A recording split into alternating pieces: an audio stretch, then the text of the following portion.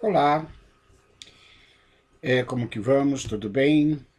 Então, sempre no intuito de divulgação da doutrina espírita, do Evangelho de Jesus, nós estamos iniciando uma série de vídeos com a leitura do livro de Haroldo Dutra Dias, Despertar, né? Eu acabei de ler esta obra, achei muito interessante. Ela tem um subtítulo: Nossos Desafios na Transição Planetária. Mas antes de iniciarmos propriamente a leitura deste livro, nós queríamos falar um pouquinho do que encontramos sobre quem é o Haroldo Dutra Dias, aliás, já muito conhecido no meio espírita, tá? Por seus vídeos, suas palestras muito boas, um grande estudioso, né? Mas aqui temos algumas informações que pegamos na internet que nos dá um pouco da sua formação, inclusive, ok? Então, Haroldo Dutra Dias, ele nasceu em Belo Horizonte no dia 20 de setembro de 71. Portanto, agora em 2020, ele conta com 49 anos de idade, ok? Ele é um juiz de direito do Tribunal de Justiça de Minas Gerais, é escritor, tradutor e conferencista brasileiro. É bacharel em Direito pela Universidade Federal de Minas Gerais, juiz na Vara da Receita da Fazenda Municipal e Estadual da Comarca de Contagem, é formado em língua grega clássica pela Universidade Federal de Minas, língua e literatura, é formado em hebraico pela União Israelita de Belo Horizonte e também ele é um especialista em paleontografia, né, que é o estudo dos fósseis vegetais e animais, ok? Crítica textual, ele é especialista em paleontografia, crítica textual, aramaico e francês. O Haroldo Dutra Dias também vem se destacando como um ativo divulgador do espiritismo, que nós já o sabemos, sendo autor e conferencista nesta área. É autor de uma tradução do Novo Testamento para o português, editado originalmente pelo Conselho Espírita Internacional em 2010. A tradução também é editada pela FEB, pela Federação Espírita Brasileira, organização a qual Dias cedeu os direitos autorais e patrimoniais da obra. Ok? Este é nosso companheiro de grande divulgador da doutrina espírita, ok? Muitos acompanham as suas lives, os seus vídeos de estudos e atualmente ele está inclusive também fazendo o estudo do livro Nosso Lar de André Luiz, ok? O livro Despertar, ele tem aqui na última capa um pequeno descritivo do que consta no livro, tá? Então nós temos aqui: neste maravilhoso livro, Haroldo Dutra Dias traz ensinamentos do Antigo Testamento, Novo Testamento, das obras básicas e outras obras da literatura espírita, principalmente as obras de Emmanuel e André Luiz, com explicações e orientações para o momento que estamos vivendo. Aborda de forma clara, leve e didática temas relevantes diante dos desafios e atribulações da transição planetária. Com isso, nos auxilia a despertar a força, riqueza e grandiosidade do espírito imortal que somos. E ele nos esclarece sobre causas das aflições, justiça divina, o segredo da reforma íntima, nossa relação com Deus, descobrindo quem eu sou, fraquezas da alma, educar sentimentos, é tempo de renovar pensamento e vida, bem-aventurados os mansos e pacíficos, o homem de bem, pátria do Evangelho e a transição planetária, qual o sentido da sua vida, a felicidade é deste mundo, quem são os trabalhadores da última hora. E assim, quando nós adquirimos esta obra, nós tivemos a informação de que os direitos autorais deste livro foram doados, destinados ao Remanso Fraterno, tá? Que é uma entidade beneficiada com esta edição, e o Remanso Fraterno é uma entidade beneficente fundada pelo Raul Teixeira, outro grande expositor e estudioso espírita, tá? O Raul Teixeira, orientado pelo espírito Camilo, em 1980 fundou o Remanso Fraterno, que é uma instituição fundada lá em Várzea das Moças, na cidade de Niterói, no estado do Rio de Janeiro, ok? E aqui no livro nós temos um descritivo da atuação, principalmente no campo da educação, desta instituição beneficente, ok? Outras obras aqui citadas neste volume de Haroldo Dutra Dias é a Espiritualidade e Vida, que é um livro de bolso com mensagens positivas. Aliás, Espiritualidade e Vida é o nome das suas lives, da sua página na internet, ok? E o outro aqui é O Verbo se fez parábola, tá ok? Compreendendo aqui Viagem no Tempo para compreender os ensinamentos do mestre, onde ele fala sobre os costumes e a expressão e a cultura daquele povo. Não nos esqueçamos que o Haroldo conhece o hebraico e o aramaico, né?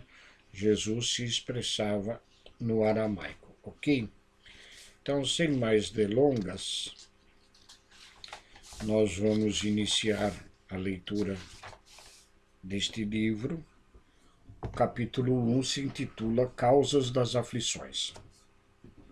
Nesta obra existem alguns trechos em destaques de algumas frases que a gente vai lendo, tá? Então, o destaque nesta página é: se Deus existe, se Ele é justo, por que Ele permite que os maus tenham sucesso e os bons sofram? Então vamos lá, iniciando a leitura no capítulo 1.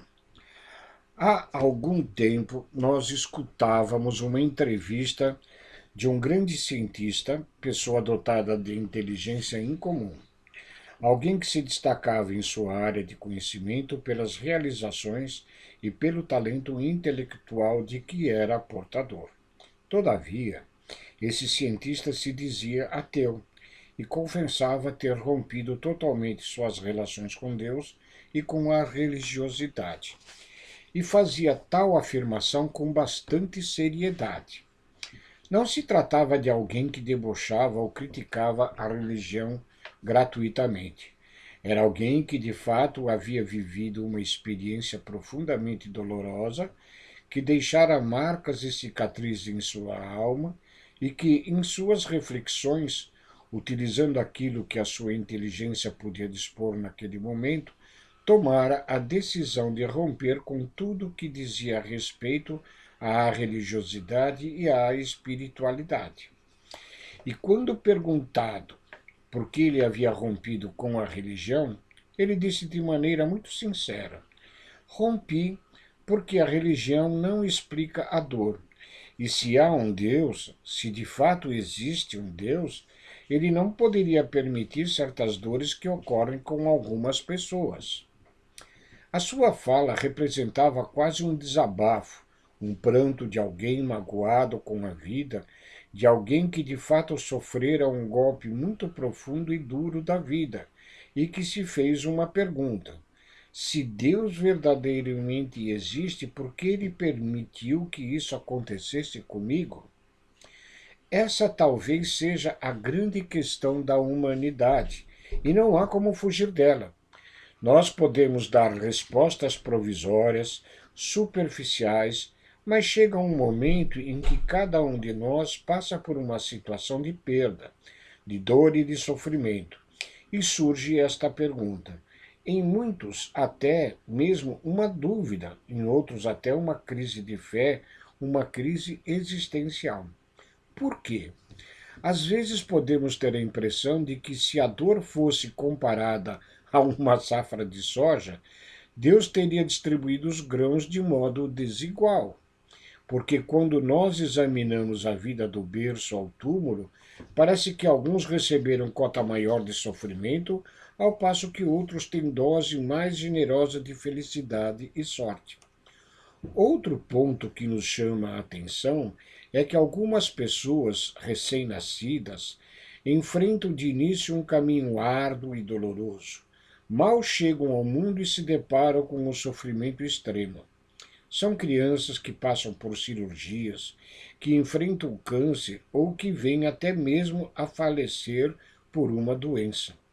Podemos ainda pensar nos assassinatos, nas perdas afetivas, na desencarnação de um ente querido, no revés financeiro, nas situações mais diversas.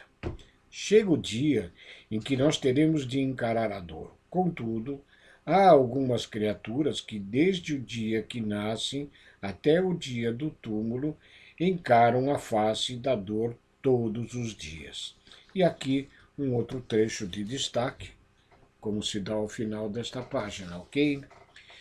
Se Deus existe, ele vê a dor, ele acompanha. Se ele acompanha, por que permite? Há um aspecto ainda mais intrigante por trás disso tudo. Algumas criaturas, apesar do seu mau caráter, apesar de praticarem o mal, não obstante a sua violência e a sua maldade, prosperam, têm sorte, se dão muito bem. Ao passo que outras, extremamente honestas, totalmente morais e de comportamento irrepreensíveis, enfrentam circunstâncias dolorosas. Surge a inevitável pergunta: se Deus existe, se Ele é justo, por que Ele permite que os maus tenham sucesso e os bons sofram? Algumas respostas foram dadas a estas perguntas, mas elas não foram capazes de convencer e muito menos de consolar. Dentre estas respostas, uma merece destaque. É aquela que promete uma espécie de recompensa ou de reequilíbrio em um paraíso, em um destino após a morte. Muitas filosofias e correntes religiosas afirmam: não tem problema estar sofrendo aqui agora. Você vai para o paraíso. Tem algo bom esperando. Porém, essa resposta não convence totalmente porque parece que o preço da passagem não é igual. Alguns pagam caro para entrar nesse trem que conduz ao paraíso. Sofrem desde o nascimento, mas outros têm vida normal e também vão para o paraíso, para o mesmo hotel 5 estrelas. Onde estão? Ou onde então estaria a justiça de Deus? Em 1857, o governador espiritual da Terra enviou ao mundo o Consolador Prometido, cuja missão seria esclarecer a mente humana e consolar os corações que sofrem. Como? Por meio de explicações racionais, claras, diretas, objetivas, de modo a proporcionar aos seres que enfrentam o sofrimento em suas vidas sensação real e profunda de que não estão sozinhos. São acompanhados e amparados por outros corações que muito os amam. E dentre os inúmeros trabalhos que foram entregues às mãos do codificador da doutrina espírita, um foi especial, porque foi direcionado a responder estas graves questões. Trata-se de o Evangelho segundo o Espiritismo. No capítulo 5, Bem-aventurados os aflitos, Kardec aborda esse grande tema, o tema do sofrimento, da dor, da distribuição desigual, do sofrimento dentre os seres humanos, da prosperidade dos maus e da provação dos justos. E escreveu especialmente no item 4, causas atuais das aflições, e no item 6, causas anteriores das aflições, como se tivéssemos dois grandes celeiros para fazer a colheita. E aqui um outro destaque da obra do trecho que Haroldo está escrevendo. Algumas dores por nós vividas têm sua fonte nesta vida. Outras dores só podem ter a causa de outras existências. E ele continua. Desse modo, o codificador, amparado pelo ensino dos espíritos acerca das múltiplas vidas, trazia o tema da reencarnação, que é inevitável se queremos entender a dor neste mundo. Vamos iniciar a nossa reflexão pelo primeiro item. Ensina Kardec. De duas espécies, entre aspas, de duas espécies são as vicissitudes da vida, ou, se o preferirem, promanam de duas fontes bem diferentes, que importa distinguir: uma tem a sua causa na vida presente, outras fora desta vida, remontando-se à origem dos males terrestres. Reconhecer-se-á que muitos são as consequências naturais do caráter e do proceder dos que o suportam. Quantos homens caem por sua própria culpa? Quantos são vítimas de sua imprevidência, de seu orgulho e de sua ambição? Fecha aspas. E Kardec coloca um marco para nossa reflexão, e por esta razão, em O Livro dos Espíritos, conta com uma terceira parte que se refere às leis morais, que significa que toda imperfeição gera um sofrimento, toda deformidade de caráter produz uma aflição, todo comportamento injusto atrai sofrimento para a nossa vida, toda deficiência de nossa formação moral trará algum tipo de angústia e de provação. As causas estão em nossa intimidade e podemos pensar quanto sofrimento nos traz a impaciência, o orgulho, o egoísmo. Quanto sofrimento nos traz a violência que ainda carregamos em nosso interior. Na obra Religião dos Espíritos, que é uma psicografia de Chico Xavier o autor espiritual é Emmanuel, no capítulo denominado Examina a própria aflição, Emmanuel salienta, abre aspas, a aflição do egoísmo chama-se egolatria, fecha aspas.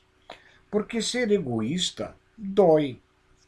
A pessoa pode pensar que não, mas sofre. Por quê? Porque a felicidade está em compartilhar, não em usufruir sozinho. Imagine-se de posse de todos os seus desejos e enviado para uma ilha deserta, sem ninguém, somente você. Seria feliz? Não. Você precisa pelo menos de alguém para contar o que ocorre em sua vida. O egoísta sofre porque vive uma vida exclusiva que gira em torno de si mesmo. E quanto mais egoísta ele se torna, mais as pessoas se afastam dele. É uma aflição. E inúmeras vezes, diante da aflição, ele se volta para Deus e questiona: por que você me escolheu para sofrer tanto? E recebe de Deus a resposta em forma de pergunta: meu filho, mas por que você é tão egoísta? E aí, um subtítulo neste capítulo que se denomina As Aflições. A aflição do vício chama-se delinquência. A criatura começa experimentando pequena porção de droga, aumentando gradativamente.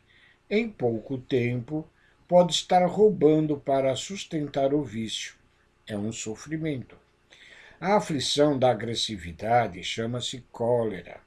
E a cólera faz mal para a pessoa que a produz, prejudica o fígado, ataca o estômago e afeta o sistema nervoso. A aflição do crime chama-se remorso, porque ninguém foge da própria consciência. A aflição do fanatismo chama-se intolerância. A aflição da fuga chama-se covardia. A aflição da leviandade chama-se insensatez. A aflição da inveja chama-se despeito, pois o invejoso sofre tanto que, antes de tudo, não consegue mais reconhecer valor no que ele tem, ou seja, não consegue ser feliz com aquilo que já conquistou, o que representa sofrimento. A aflição da indisciplina chama-se desordem. Há criaturas que são tão indisciplinadas que a vida delas é uma total desordem. Elas não conseguem sequer chegar no horário de um compromisso. Nunca encontram seus pertences, porque jamais põem no lugar adequado.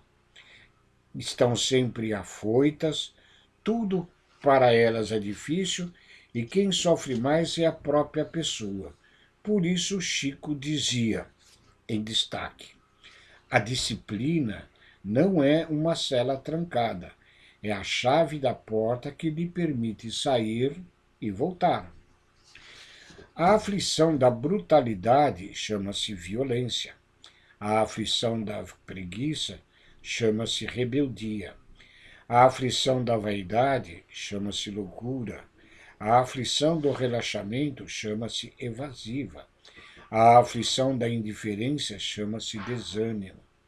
A criatura indiferente não se motiva com nada e é tomada por tédio insuportável porque não consegue se importar com as coisas e nós precisamos gostar das coisas. Você precisa ter algo de que goste ou gostar de fazer algo. Caso contrário, sofrerá de tédio. Sua vida perderá o sentido, você perderá o rumo e entrará em sofrimento, em aflição. A aflição da inutilidade chama-se queixa. Ainda em Religião dos Espíritos, o benfeitor Emmanuel é incisivo ao afirmar que quanto mais inútil uma criatura, mais ela reclama. Quem mais reclama é quem menos faz. Quem mais faz não tem tempo de reclamar. A aflição do ciúme chama-se desespero. Quantas criaturas chegam até mesmo a se suicidar pelo ciúme? É um sofrimento terrível. A aflição da impaciência chama-se intemperança, porque quem é impaciente perde a medida, exagera em tudo. A aflição da sovinice chama-se miséria. De acordo com Emmanuel, abre aspas, o sovina é pão duro, fecha aspas, pois quando mais sovinice ele tem, mais se impõe uma vida de restrição, porque não sabe aproveitar o que ele já tem. A aflição da injustiça chama-se crueldade. E aqui um outro subtítulo neste capítulo: Causas atuais das aflições. Cada criatura tem a aflição que lhe é própria. É por isso que o Espiritismo, em sua condição de consolador prometido, vem esclarecer e consolar nossas dores. E o primeiro ponto a ser esclarecido é: a maior parte dos nossos sofrimentos tem sua causa na vida atual e está relacionada ao nosso caráter. Por esta razão, o que propõe o Espiritismo? A terceira parte de O Livro dos Espíritos, As Leis Morais, propõe renovação moral, transformação do caráter, a absorção de valores, valores morais e espirituais que pacifiquem o nosso coração, que nos deem sabedoria para viver, viver bem. Essa é a primeira grande reflexão. Desse modo, diante de uma provação ou sofrimento, nós devemos nos perguntar: o meu caráter, a minha condição moral contribuiu em quantos por cento para esse sofrimento? Contribuiu em quê? Em vista disso, Kardec chegou a escrever em O Céu e o Inferno um item denominado, abre aspas, Código Penal da Vida Futura, fecha aspas.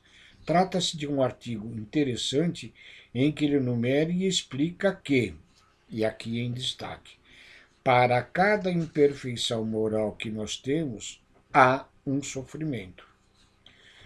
Comecemos, pois, a entender a afirmação de Kardec elencando dois exemplos simples Inicialmente, o caso de uma pessoa desatenta e indisciplinada. Trata-se de uma imperfeição. Ela tem que chegar no trabalho às 7 horas, mas acorda faltando 5 minutos para as 7. Em 3 minutos ela se apronta, mas não sabe onde colocou a chave do carro. Faltando meio minuto para as 7, ela sai, porém esquece que está a 20 quilômetros de distância do trabalho. Por sua vez, reclama que neste mundo não dá para viver porque há muito trânsito. E a criatura, por sua vez, inicia o seu dia amarga. Quando ela chega ao trabalho, já está mal. Bom dia! Bom dia só se for o seu, porque o meu. Esse seria o diálogo inicial no escritório. Mas se essa pessoa aplicar os ensinos morais do Espiritismo em seu coração, determinará um lugar para colocar a chave do carro e anotará um bilhetinho, chave do carro, entre aspas, e não irá mais esquecer, e acordará mais cedo. Com um tempo de sobra, tomará um café em paz, fará sua prece, pegará a chave que estará sempre no mesmo lugar e chegará tranquila ao seu local de trabalho. Nós estamos dando um exemplo simples que pode ser aplicado a toda a vida. Um dos temas que mais geram aflição em nossa vida refere-se aos relacionamentos. Em sua maioria, e a maior parte das aflições são consequência de nossas imperfeições morais. Por isso, algo me chama bastante atenção nos padres jesuítas. Eles têm um hábito que é muito curioso. Quando chega o final do ano, eles dividem a comunidade em que trabalham em grupos geralmente de 10 pessoas e aplicam um amigo oculto. Como é feito este amigo oculto? Cada padre tem que fazer uma lista com 10 virtudes e 10 defeitos de seus companheiros. Por sua vez, cada pessoa recebe 9 listas, sem serem identificadas, onde foram listados os seus defeitos e suas virtudes. Se imagine na condição deste padre, provavelmente ao receber as suas listas, elaboradas por pessoas que com você convivem. Você pensa, não, eu não tenho defeito. Está havendo algum equívoco. Embora esse defeito apareça nas 9 listas, você insiste, não é possível que eu tenha esse defeito.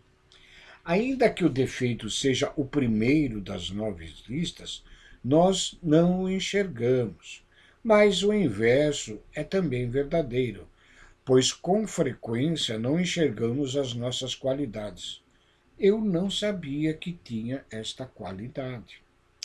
Vou citar mais um exemplo antes de abordarmos o próximo tópico, as causas anteriores das aflições. Hoje é muito comum assistirmos ao jornal e ouvirmos que alguém foi preso. E quando tomamos conhecimento de tais fatos, sentimos certa raiva e pensamos: mas é um absurdo este fulano. Não nos atentamos à aflição que essas criaturas criaram para as suas vidas nessa vida. Mas um caso despertou especialmente o meu interesse, o de um desses sujeitos que vive aqui no Brasil e se escondendo e que tinha 20 milhões na Suíça. Na reportagem, contudo, o que mais me chamou a minha atenção não foi a questão do dinheiro na Suíça, mas o envolvimento do sujeito com a prostituição. Ele começou narrando acerca dos encontros em jantares, em restaurantes muito sofisticados, de onde combinavam propinas e etc, e etc. E as visitas às casas de prostituição de luxo após os jantares. Ele aceitou o convite e foi a primeira noite. Foi a segunda, a terceira, a quarta, quinta, a sexta, a 25ª, a 100ª, a 30ª, a 100ª, a 40ª vez, até que chegou ao ponto de precisar comparecer todos os dias. Mas, em vez de relatar o fato como uma vantagem, até porque nessa altura já tinha perdido tudo, pois fora confiscado e estava respondendo a processo, ele continuava com o sofrimento. Eu fiquei viciado, não conseguia deixar de ir. Então eu tinha de conseguir cada vez mais propina para pagar o valor altíssimo das boates de luxo todos os dias. Entretanto, a situação se agravou porque o mal é exponencial, pois inicialmente ele começa inocente. Depois de certo tempo, você está completamente enredado nesta teia. E chegou certo momento em que o sujeito não apenas precisava ir à casa de prostituição todos os dias, como chegava às 7 horas da noite e saía às 6 horas da manhã, ou chegava às 10 horas da noite e saía às 5 horas da manhã. O sexo havia se transformado em vício e sofrimento. Aquele indivíduo estava tão envolvido no vício que não tinha mais força para sair daquela situação, o que consiste em aflição. E essa é a aflição que tem sua causa, na intimidade da criatura, em suas deficiências morais. Daí a proposta renovadora do Espiritismo. Emmanuel, na obra Fonte Viva, na lição 110, denominada Vigiemos e Oremos, ele faz uso de uma frase firme, mas pedagógica, em destaque. Mais vale chorar sobre os grilhões, sobre as algemas da resistência, do que sorrir para os narcóticos da queda. Porque quem está em queda moral está sempre sorrindo. Vai perceber depois, mas enquanto cai, sorri, porque está sob efeito de uma droga moral. Posteriormente, as consequências virão. Nós vamos ficar por aqui na leitura deste primeiro capítulo. O subtítulo seguinte vai ser Causas Anteriores da Aflição. E aqui um esclarecimento que julgamos importante dar, porque eu, quando leio, evidentemente tem certos trechos em que faz com que, de acordo com as minhas necessidades e meu entendimento, eu paro a leitura para refletir, né? Tem certos tópicos que me chamam mais a atenção do que outros, e às vezes nesse tópico, né? E é nisso que eu julgo que um livro é muito importante, são tópicos que me fazem refletir. Eu paro a leitura e, sei lá, como se lançasse a visão, a vista no vazio, né? Refletir sobre aquilo que eu li. Tá? Assim, eu estou fazendo a leitura, mas vocês, quando se defrontarem com algum aspecto, assim como eu, lhe chamem a atenção, dê uma pausa no vídeo, procurem refletir sobre aquele item específico que lhe chamou a atenção. Porque a leitura pura e simples, né, sem fazer com que a gente reflita, ela não vai ter muito valor para o nosso desenvolvimento intelectual, moral e espiritual. Então eu aconselho a todos que estiverem acompanhando este vídeo que prestem atenção, embora eu leia sequencialmente, né, mas prestem atenção se algum fato, alguma frase, algum tópico que lhe chamou a atenção, pare, reflita, pense, medite, ok?